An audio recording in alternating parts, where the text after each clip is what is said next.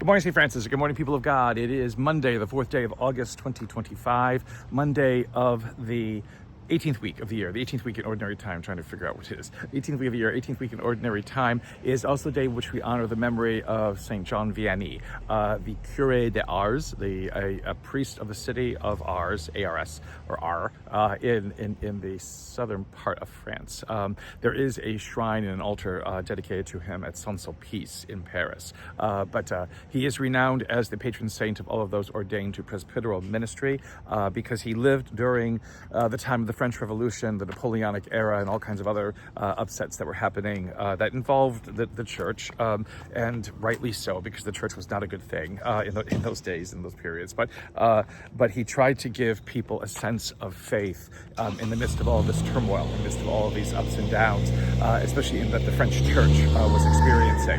He was very good at insisting upon the sacrament of penance because, again, he saw the situation that France was experiencing, and then part of the world experiencing at this time, as being the product of a world that's not conscious of itself and was again falling into sin and terrible, awful practices and things like that. So again, you can do a little bit too much with confession, and St. John Vianney was very good at doing too much with it.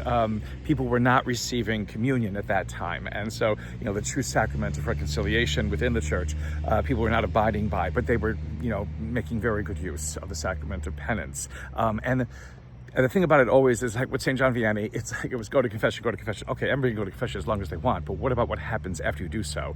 Is your life transformed? Is your life changed? Or is the practice of confession basically something that is keeping you under watch or under wraps, so that you don't do bad things anymore, even though you're prone to do bad things? So it's an up and down and a back and forth, with him all the time. But we remember him again for trying to do something in a world that basically had turned upside down, particularly in France, and again with the role of the revolution, and then Napoleon is again bringing the role of faith and the role of the church really into great question. But our readings for today on this Monday of the 18th week of the year. The Israelites, we've moved now into the book of Numbers, and the Israelites are still in the desert, wandering around, trying to make their way into the promised land. And now they begin to lament, the fact that the manna is there and it is good, and it tastes like, cakes with oil or bread with oil or whatever it is. They're missing melons and cucumbers and all those other wonderful things. And again, for health reasons, God, what kind of vitamin value was in manna? It's a good question to sort of ask, because God wants this people to survive, because they are the chosen people, but what kind of vegetables is God giving them? And basically, if it's quail in the evening and manna in the morning, basically it's a meat and potatoes. It's protein and starch.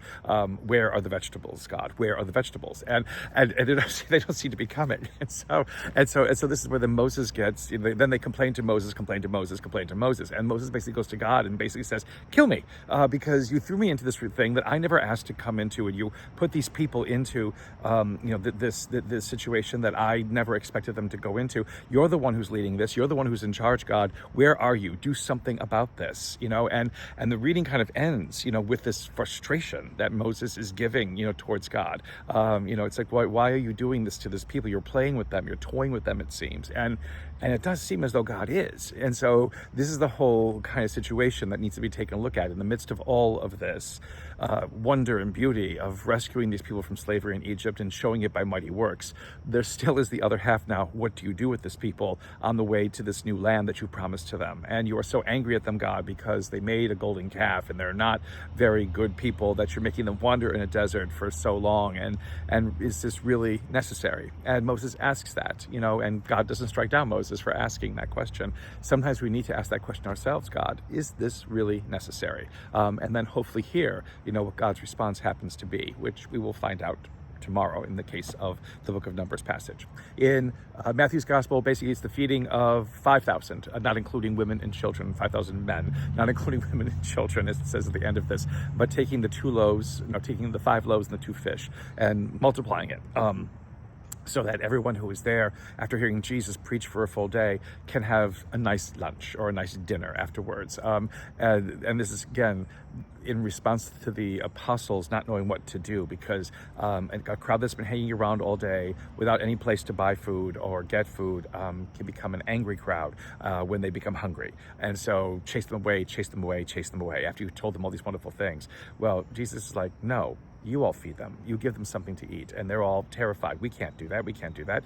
So Jesus does it himself. And again, it shows a God who provides, a God who knows here what we need and gives it to us. Although there are no vegetables, again, there is this God who gives us what we need. So again, comparison to the Numbers complaints, the complaints in the book of Numbers by the Israelites. Here's a God who sees a situation, and provides for it, just as God is providing for Israel, not in the way though that Israel might expect, and might not be healthy for them. But regardless, it is a God who, fully healthy for them, it is a God who does provide. And out of that provision, God shows God's faithfulness and God's care for us. Back from Paris, everybody, back in Raleigh. Blessed day, St. Francis and people of God. May the Lord give you his peace.